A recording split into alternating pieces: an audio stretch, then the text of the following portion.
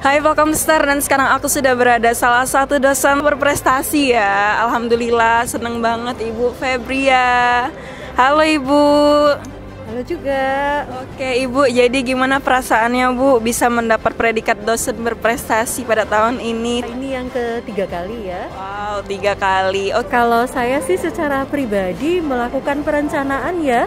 Perencanaan, kemudian kita mengevaluasi pencapaian apa yang bisa kita lakukan dalam jangka pendek ini, jangka menengah maupun jangka panjang. Jadi tidak hanya berpikir pada 1 tahun ini saja, tetapi saya berpikir bagaimana pencapaian di tahun depan dengan merintisnya dari tahun sekarang.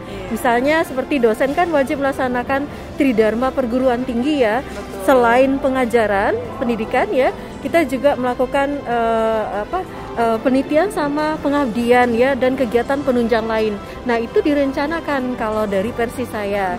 Jadi direncanakan, dievaluasi targetnya apa. Yang penting itu adalah kemauan pribadi kita ya, karena kita mau mengharapkan motivasi dari luar. Tapi kalau kita sendiri tidak ada kemauan untuk mencapai, meraih apa yang kita ingin targetkan, ya tadi sama saja bohong gitu Mbak. Jadi kita memang harus punya keinginan kuat dan kita membayangkan hasilnya di depan mata kita. Jadi kalau membayangkan hasilnya di depan mata kita, kita bisa mencapai itu. Artinya apa yang kita nanti rencanakan tahun depan, artinya kita sudah punya polanya seperti itu. Kalau kita sudah terbiasa dengan pola kayak gini, ujungnya kita ke depan itu nggak kagok lagi atau nggak ngerasa canggung lagi, karena apa, semuanya sudah kita coba, semuanya sudah kita mulakan, semuanya kita bisa strategikan lebih baik ke depan sehingga hasilnya menjadi lebih baik. Nah itu yang tips yang baik, jadi harus direncanakan, ditargetkan supaya hasilnya maksimal ya Bu. Oke, alhamdulillah ya sekarang Ibu sudah mendapat predikat dosen berprestasi dari 3 tahun belakangan ini. Oke, harapan kedepannya Bu untuk Palkomtek dan juga untuk para mahasiswa yang barusan lulus nih apa Bu? Boleh diceritakan? Oke. Nah, buat adik-adik wisudawan wisudawati ya, adalah sangat penting bagi kalian untuk mengenal, kan kalian pada saat kuliah kan sudah mengenali potensi kalian. Nah, ini pada saat kalian akan terjun ke masyarakat ya, potensi yang kalian sudah kenali, kemudian kalian gali pada saat kalian kuliah, itu harus kalian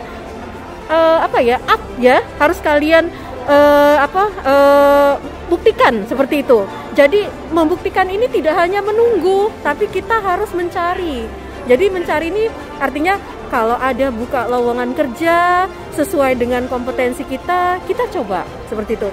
Kalau seandainya memang kita mau menjadi entrepreneur, artinya entrepreneurnya jangan tanggung-tanggung. Jadi kalau mau benar-benar terjun menjadi wirausahawan, ya harus bulatkan tekad seperti itu.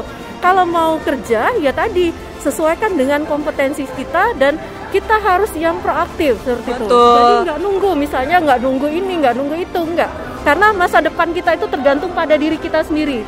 Kalau kita tidak sadar membuang waktu, ya tadi usia terus bertambah dan orang lain ngambil peluang itu. Nah itu yang harus adik-adik wisudawan wisudawati harus sadari ya, bahwa di luar sana itu banyak sekali yang ingin meraih peluang kesempatan yang ada.